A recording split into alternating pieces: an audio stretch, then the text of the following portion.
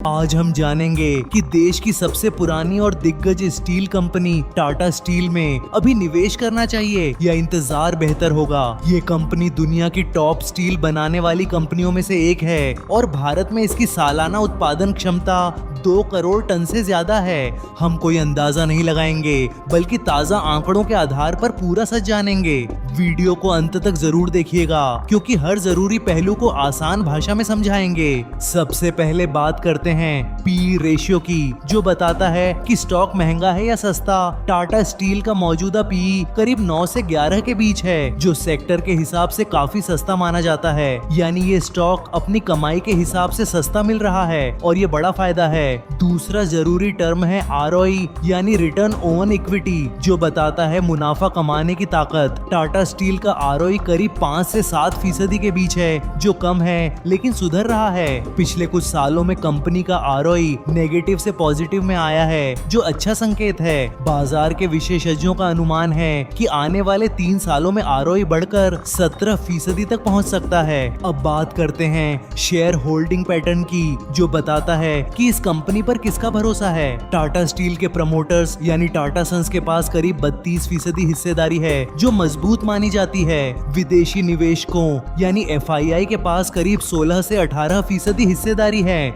Mutual fund के पास करीब 26 से 27% हिस्सा है, जो बहुत बड़ा आंकड़ा है। बीमा कंपनियों के पास करीब 7 से 8% और आम जनता के पास 25 से 26% हिस्सा है। प्रमोटर और संस्थानों का मिलाकर 75% से ज्यादा दांव बताता है कि बड़े खिलाड़ियों का भरोसा इस कंपनी पर है। अब जानते हैं कि कौन से बड़े म्यूचुअल फंड इस कंपनी पर भरोसा जताकर बैठे हैं। एलआईसी सबसे बड़ा संस्थान निवेशक है, जिसके पास 7.22% हिस्सेदारी है। एसबीआई म्यूचुअल फंड ने भी इस कंपनी में काफी बड़ा निवेश कर रखा है, खासकर उनके निफ्टी ईटीएफ के जरिए। एचडीएफसी फ्लेक्सी कैप फंड और एसबीआई कंट्रा फंड दोनों ने भी इसमें अच्छी खासी हिस्सेदारी बना रखी है। ब्लैक रॉक और वैनगार्ड जैसे अंतरराष्ट्रीय दिग्गज भी इस कंपनी के बड़े निवेशकों में शामिल हैं। इतने सारे बड़े संस्थानों का दांव इस कंपनी की मजबूती और भरोसे को दिखाता है। अब बात करते हैं कंपनी के ताजा नतीजों की, जो हाल ही में आए हैं। हालिया तिमाही में कंपनी का मुनाफा तेजी से बढ़कर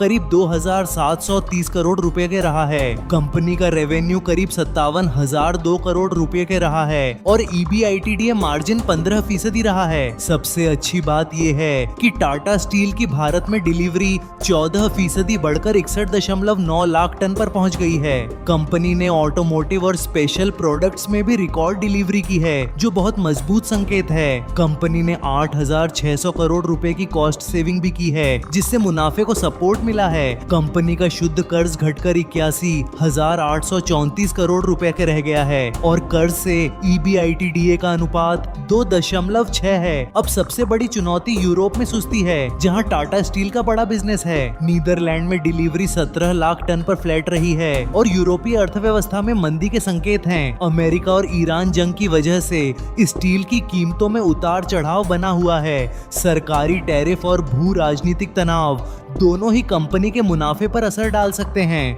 लेकिन अच्छी बात यह है कि भारत में सरकार के इंफ्रास्ट्रक्चर खर्च से स्टील की मांग मजबूत बनी हुई है। अब सबसे बड़ा सवाल, क्या आपको टाटा स्टील में निवेश करना चाहिए या नहीं? अगर आप लंबे समय के निवेशक हैं, तो ये स्टॉक आपके पोर्टफोलियो में जरूर होना चाहिए, क्योंकि 9 से 11 का सस्ता पी, सुधरती हुई कमाई और मजबूत संस्थागत होल्डिंग, ये तीनों मजबूत संकेत हैं। जो निवेशक सुरक्षा और स्थिरता चाहते हैं, उनके लिए ये बढ़िया विकल्प है। लेकिन ध्यान रखिए, ये स्टॉक कम समय में तेज मुनाफा नहीं देता, बल्कि लंबी दौड़ का घोड़ा है। जो निवेशक कम समय में मुनाफा चाहते हैं, उनके लिए ये स्टॉक फिलहाल सही नहीं लगता। बेहतर होगा कि आप लॉन्ग टर्म के लिए ही इस पर दांव लगाएं और थोड़ी थोड़ी हिस्सेदारी बनाते रहें। म्यूचुअल फंड्स और विदेशी संस्थानों का बड़ा दांव बताता है कि उन्हें इसकी लंबी अवधि पर पूरा भरोसा है। फैसला पूरी तरह आपका है, लेकिन टाटा स्टील जैसी दिग्गज कंपनी को नजरअंदाज करना समझदारी नहीं होगी। उम्मीद है यह वीडियो आपको सही रास्ता दिखाने में मदद करेगा। धन्यवाद और अपना पैसा हमेशा समझदारी से लगाइएगा।